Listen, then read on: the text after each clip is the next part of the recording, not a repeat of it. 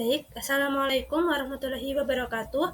Kami dari kelompok 11 dengan materi model komunikasi sosial dan pembangunan, yang mana kelompok kami beranggotakan 2 orang. Yang pertama yaitu saya sendiri, Nesya Febria Wahdana, dengan NIM 302240047, dan juga Nur Rahman Maulana dengan NIM 302240037.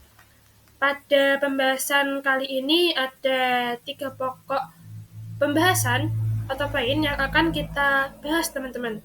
Yang pertama ada konsep dasar komunikasi sosial dan pembangunan, kemudian teori, sistem, strategi, dan saluran media komunikasi sosial dalam pembangunan, dan yang terakhir ada peran komunikasi media massa dalam pembangunan. Baik, kita langsung saja ke materinya ya. Teman-teman, komunikasi pembangunan merupakan istilah yang diambil dari development communication.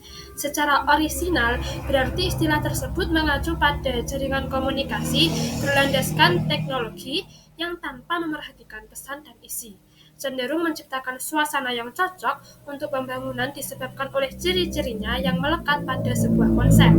Fungsi komunikasi pembangunan sendiri yaitu membangkitkan suasana psikis suatu kegiatan ekonomi dan produktivitas yang terjadi. Selain itu, ada istilah yang khusus dirancang bagi terselenggaranya komunikasi untuk mendukung program pembangunan tertentu yang dikenal dengan komunikasi penunjang pembangunan atau development support communication. Konsep dasar komunikasi sosial dan pembangunan. Yang pertama, ada pengertian komunikasi pembangunan. Jadi ya, konsep komunikasi pembangunan dapat dilihat dari arti yang luas dan juga yang terbatas atau sempit ya, teman-teman. Dalam arti yang luas, komunikasi pembangunan meliputi peran dan fungsi komunikasi sebagai aktivitas pertukaran pesan secara timbal balik di antara semua pihak yang terlibat dalam usaha pembangunan, terutama antara masyarakat dan pemerintah, sejak proses perencanaan, kemudian pelaksanaan, dan penilaian terhadap pembangunan. Sedangkan dalam arti yang sempit, komunikasi pembangunan merupakan segala upaya dan cara serta taktik penyampaian gagasan dan keterampilan pembangunan yang berasal dari pihak yang memprakarsai pembangunan dan ditujukan kepada masyarakat luas. Adapun konsep komunikasi pembangunan khas Indonesia. Jadi yang awal tadi itu secara umum ya, teman-teman. Dan yang ini tuh yang khas Indonesia itu ada definisinya sendiri, yaitu komunikasi pembangunan adalah proses penyebaran pesan oleh seseorang atau sekelompok orang kepada khalayak guna mengubah sikap, pendapat, dan perilakunya dalam rangka meningkatkan kemajuan lahiriah dan kepuasan batiniah yang dalam keselarasannya dirasakan secara merata oleh seluruh rakyat.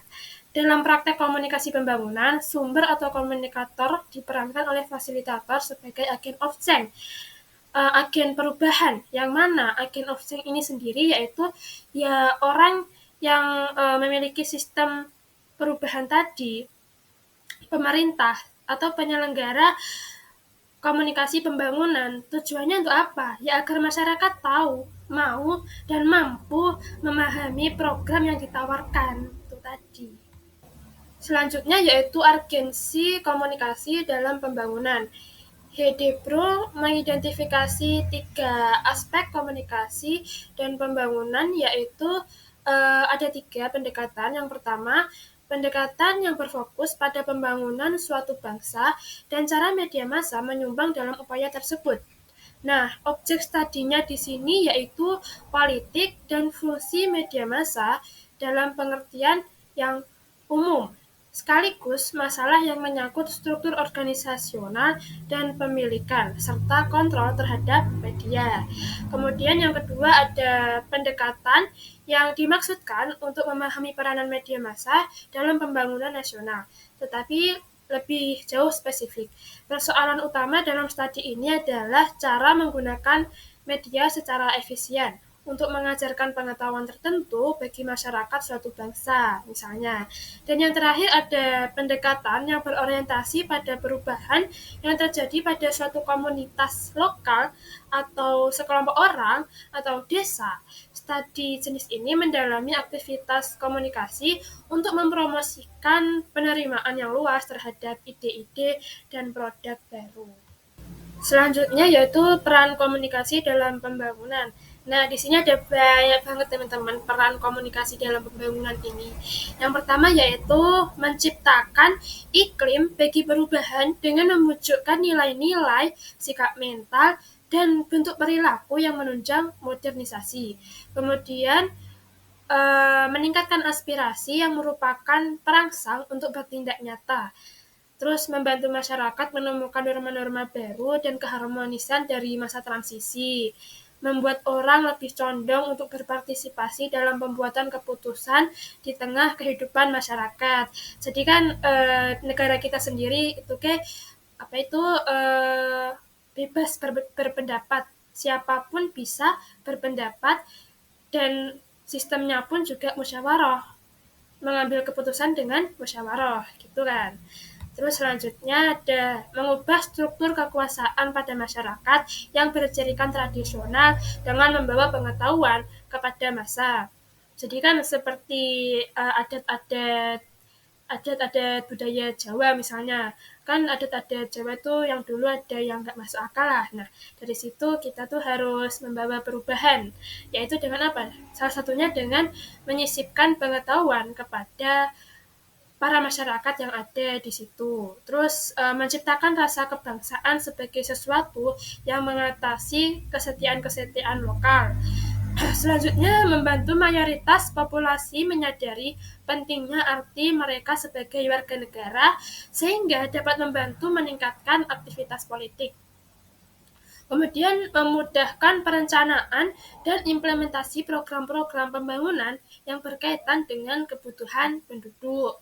Dan yang terakhir yaitu membuat pembangunan ekonomi, sosial, dan politik menjadi suatu proses yang berlangsung sendiri atau self-perpetuating. Dan selanjutnya kita akan menuju ke poin B, yaitu teori, sistem, strategi, dan saluran media komunikasi sosial dalam pembangunan yang akan dijelaskan oleh teman saya, yaitu Nur Rahman Maulana. Teori keseimbangan Heider. Teori keseimbangan Heider dikemukakan oleh Fritz Heider, seorang psikolog yang peduli terhadap cara seseorang menata sikap terhadap orang dan benda dalam hubungannya satu sama lain dalam struktur kognitifnya sendiri. Teori ini menjelaskan bahwa individu-individu sebagai satu kelompok cenderung menjalin hubungan satu sama lain. Salah satu cara agar suatu kelompok dapat berhubungan adalah menjalin komunikasi secara terbuka. Konsep-konsep yang ada pada teorinya yaitu 1. Keadaan seimbang menunjukkan situasi nyaman tanpa tekanan. 2. Keadaan tidak seimbang menimbulkan ketegangan dan memicu tekanan untuk memulihkan keseimbangan. Teori komunikasi pembangunan. Komunikasi pembangunan merupakan usaha pemilihan strategi ataupun model komunikasi yang memungkinkan terjadinya perubahan dalam rangka pembangunan. Untuk itu, menurut Dila, ada beberapa penggunaan teori komunikasi dalam komunikasi sosial pembangunan. Sebagai berikut. 1. Teori komunikasi disonansi kognitif. Komunikasi pembangunan menjadi jembatan informasi antara pemerintah dan masyarakat, sedangkan teori pembangunan berfungsi untuk mengarahkan perubahan agar sesuai dengan tujuan. 2. Teori difusi inovasi. Teori ini menjelaskan penyebaran ide atau inovasi baru melalui saluran tertentu dalam jangka waktu tertentu. Elemen pentingnya adalah inovasi, saluran komunikasi, waktu, tingkat adopsi, dan sistem sosial. Proses difusi berlangsung melalui tahap inovasi, mengadopsi inovasi, hingga menyebarkan jaringan sosial. Sistem komunikasi pembangunan. Dalam proses komunikasi pembangunan, fungsi komunikasi adalah sebagai salah satu di antara subsistem dalam sistem pengelolaan perubahan atau change management system. Antara lain, subsistem komunikasi, subsistem organisasi, dan subsistem tujuan perubahan.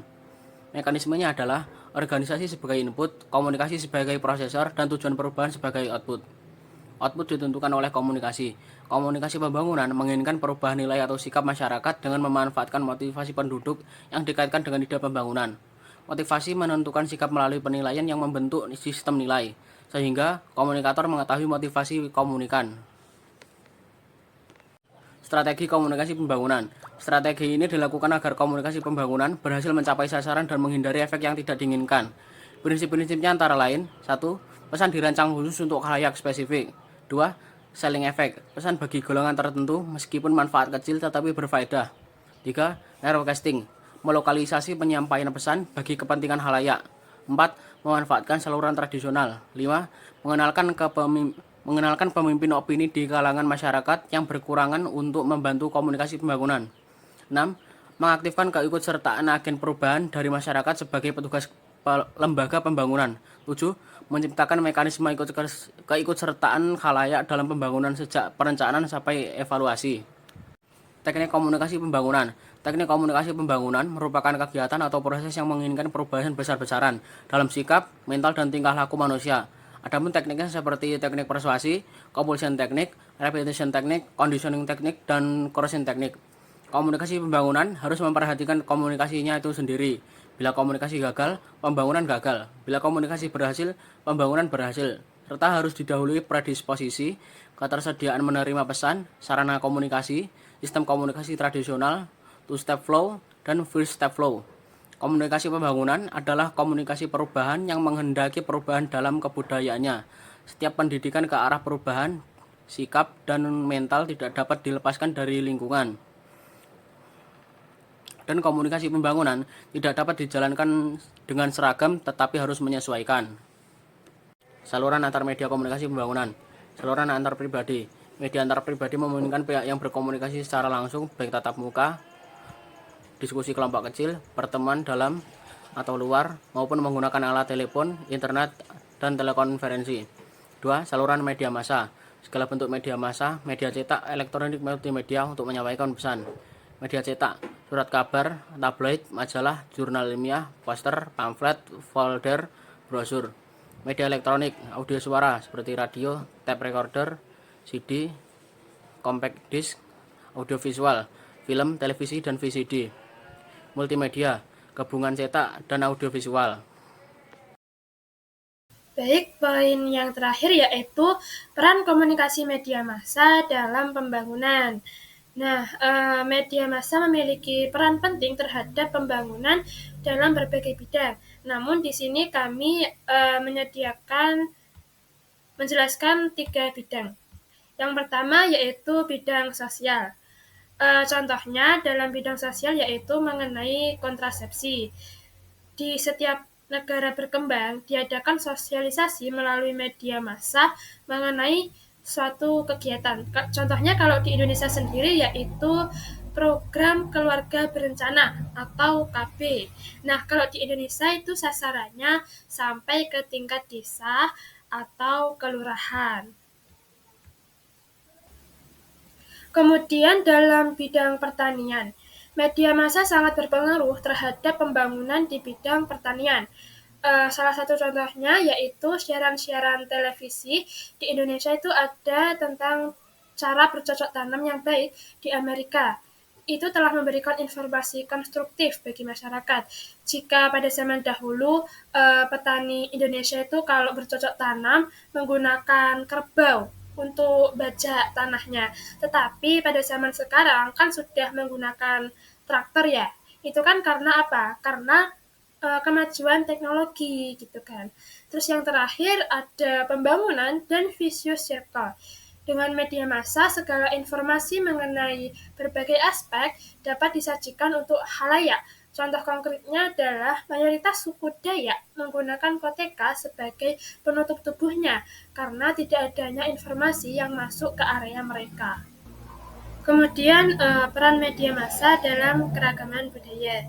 Media massa berperan untuk membentuk keragaman budaya yang dihasilkan sebagai salah satu akibat. Jadi hal tersebut menjadi akibat dari pengaruh media terhadap sistem nilai, pikir, dan tindakan manusia.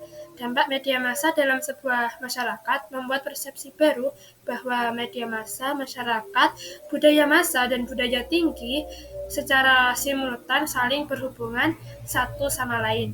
Tentu saja, perubahan makna sosial tersebut juga dipengaruhi oleh perkembangan sosial baru pada era modernisasi. Dalam proses ini ada beberapa pertimbangan yang perlu dilihat, yaitu antara lain yang pertama, perkembangan media sampai pada satuan kecil masyarakat membuat kita harus membuat sikap baru dan lebih kompleks terhadap terminologi sosial tradisional yang diyakini oleh masyarakat.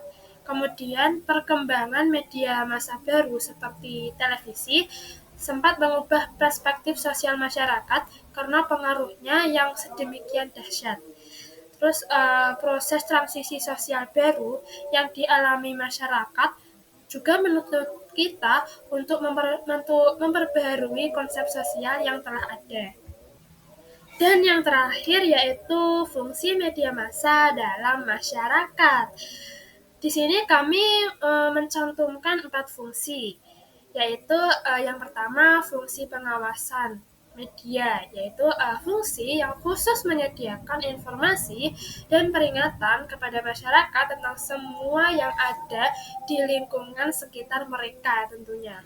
Terus kemudian ada fungsi interpretasi, yaitu adalah memproses, menginterpretasikan, dan mengorelasikan seluruh pengetahuan atau hal yang diketahui oleh manusia.